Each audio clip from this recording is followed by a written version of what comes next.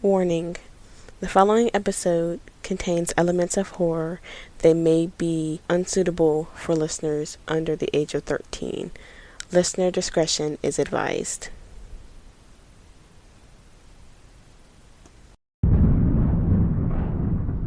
You're listening to Beyond the Bizarre, 7 Nights of Terror.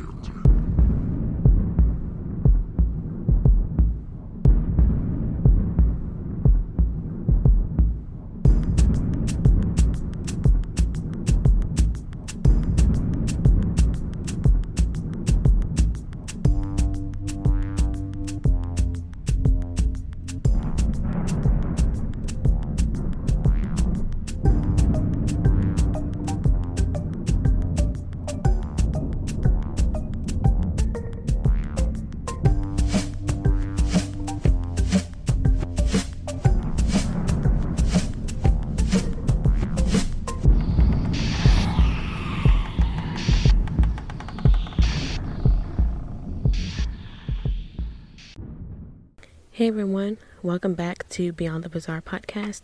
I'm Brianna, your host, and I'm back with another episode of our Halloween special, the 7 Nights of Terror.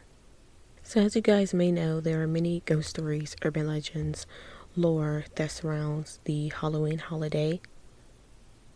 But there are also many games and rituals that center around the art of divination. And since we're only a few days away from Halloween, I thought I'd share some of my favorite Halloween divination games with you guys. Some of them are the old classics, while some of them may be new, but they're interesting and fun all the same. And I hope that you guys all enjoy it, and if you decide to partake in any of these games on the Halloween holiday, give us a shout out and let us know. So most of these rituals, well, let's just say probably all of them, have to be played on Halloween. So that's why I've figured it would be a good idea for me to share the rituals and games with you guys a few days before to give prep time and time, just to make your decision and muster up any courage that you have inside of you to partake in these games. So with that being said, let's get into Halloween divination games. The first one I'm going to share here is to conjure the image of your future love. So this is probably the most familiar one, kind of the first one that I've ever heard of when I was younger. So it's kind of a more classic, older Halloween divination game, where the object of the ritual is to see who the love of your life is supposed to be. So starting with players, there will only be one player, so you will have to act alone, or if you're with a group of friends, you can each take your own turn. Here are the things that you will need.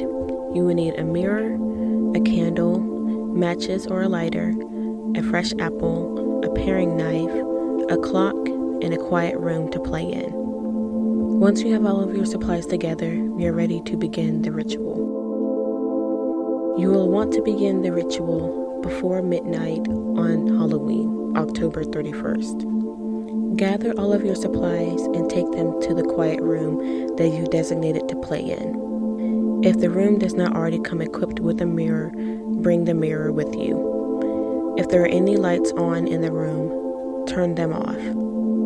You will then want to place the candle by the mirror and light the candle.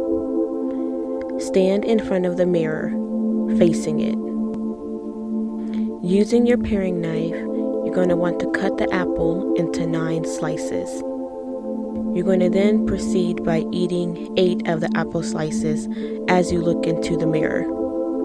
Do not, I repeat, do not eat the 9th slice.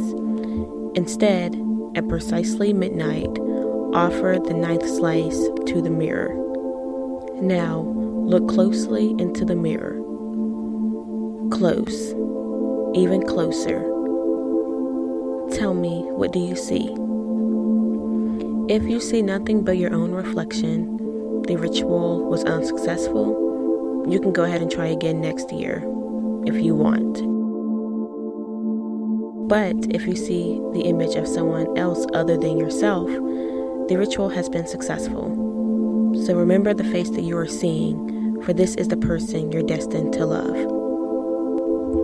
However, if you are to see the image of a skull, it can mean one of two things, depending on the legend or lore that you believe in.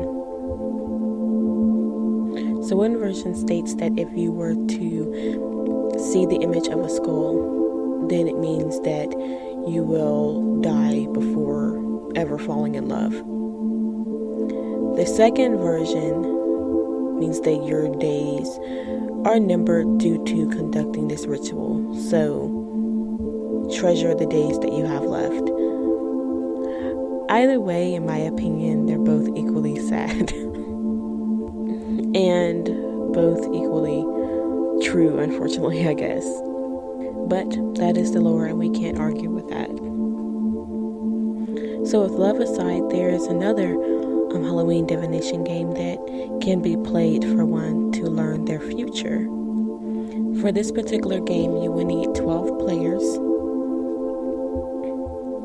and the supplies that will be needed are 12 candles, one for each player, matches or a lighter, a large clod of earth that must, unfortunately, be gathered from a cemetery, and a quiet room to play in. Begin the ritual at nightfall on October 31st. Gather all players and the supplies and take them to the quiet room. Give one candle to each player. Turn off the lights. Place the graveyard dirt in the center of the room. One by one, have each player plant their candle in the dirt. But be sure to not lose track of which candle belongs to which player. Now each player should proceed to light their candle. As each player lights their candle, they must say their full name out loud. After a player has lit their candle, they should pass the matches or lighter to the next player to their right. After all candles are lit, watch the flames as the future of each player is revealed. If the candle burns steadily, the player's future is strong and certain. They can expect good things to come their way. If the candle flickers or wavers, the player's future is uncertain. Unfortunately, doubt and strife will plague them. But if the player has a candle that goes out, that's not good. And I'm very sorry. So it seems like this ritual is the more so kind of obtain the outcome of one's future, and I think that's really interesting. So I think most Halloween divination rituals are cool, but I think that's a really interesting one. The next one is a ritual to test one's luck. So for this particular ritual, it can be as many players as you want, and you will need 3 saucer plates, some clean water, some soapy water, a blindfold, a table, and a large room to play in. You may begin the game at any time on October 31st. If the large room does not already come equipped with the table, position the table in the room. Take the saucers and place them on the table. Make sure to put some distance between the plates. Now you're going to fill one saucer with clean water and fill another one with soapy water, but leave one empty. Now you're going to blindfold yourself. If you're playing with other players and you're not the one that's blindfolded, spin the blindfolded player around until they are disoriented. If you're playing alone, then spin around until you are disoriented. But for the sake of Halloween fun, let's just say that you're playing with a group of friends. Once the player is disoriented, lead them to the table. When the blindfolded player reaches the table, They must reach out and find one saucer and dip their fingers into it lightly. If it is a saucer with clean water, the player will have good luck in the next upcoming year. If it is a saucer with soapy water, the player will have kind of in-between luck in the upcoming year. However, if it is the empty saucer that the player grabs, they will have no luck in the upcoming year. And I feel that the ritual to test your luck is a fun ritual to play, especially amongst friends. But there is another ritual that you can play with your significant other to discover whether or not your love is true. So for this game, there will need to be 2 players, and these players must have a romantic relationship with one another. The supplies that will be needed are 2 hazelnuts, 1 for each player, and the means and space to build a fire. So the usual wood, kindling, matches, lighter, and this can be a bonfire or a fireplace, just a safe way to create this fire. So you and the other player can begin the ritual after dark on Halloween, October 31st. Build a fire and wait until it grows strong and bright. Together, both players should toss their hazelnuts into the fire, but be sure to not lose track of which hazelnut belongs to which player. Now watch the hazelnuts closely. If both burn equally together, this union will last. If one burns more brightly than the other, that player's love is deeper than the other player's. If one of the hazelnuts cracks or explodes, that player will not remain faithful. Now see, that's the ritual that I do not need to know anything about, because I'll be like, you want to play a game? I do not need to know. I do not need to know anything about that. But it is something I think that could be fun, worth playing. I mean, the worst thing that can come out of it is just some hurt feelings and possibly the end of a relationship, but it happens. And if you happen to be the player whose hazelnut burns dimly, or the one that has the hazelnut that cracks or explodes, it may be because you're trying to choose between 2 different suitors. And of course, there's a ritual to help you out with that as well. For this ritual, there's only 1 player. You will need the names of 2 suitors or romantic interests. You will need 2 hazelnuts, and once again, the means to build a fire safely. So once again, you'll begin after dark on Halloween, October 31st. You want to build your fire and wait for it to burn strong and bright. Assign a hazelnut to one suitor, and then assign the other hazelnut to the other suitor. Do you want to toss both hazelnuts into the fire, but be sure to not lose track of which hazelnut corresponds to which suitor. Now watch closely. The first hazelnut to pop represents the love that is the truest. I just love that both of these rituals kind of put the fate of a relationship into the reaction of hazelnuts to fire, but that's what makes these kind of divination rituals so fun. And plus, fire is an element that holds great power, so who's to say that it's not true? And if you have any doubts, you can always play a ritual that allows you to seek answers from the dead.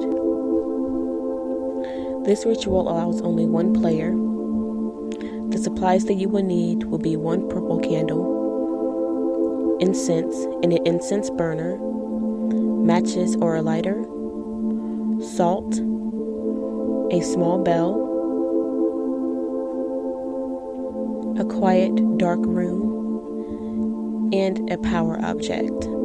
This power object can be the photograph of the person that you're wanting to contact, or an item that belonged to the person in life. You may begin the ritual after dark on Halloween, October 31st. Gather your supplies and bring them to the quiet dark room. If there are any lights on, you may dim the lights or turn off the lights completely. Place the candle in the middle of the room, on the floor or on a table, whichever you decide. Create a circle of salt around it, then light it with the matches or lighter. You will then light the incense and call the 4 quarters. For those of you who aren't familiar with the calling of the quarters or quarter calling, pretty much what it is, it's a ritual that's performed at the start of any type of magical or spiritual work by magical practitioners, and it's used in several traditions, but mostly by Wiccans.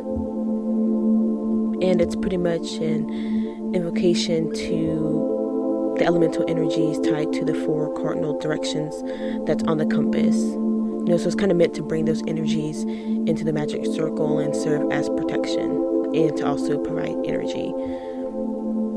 So many customs and traditions assign each element to a corresponding direction, and each of these directions is known as a quarter.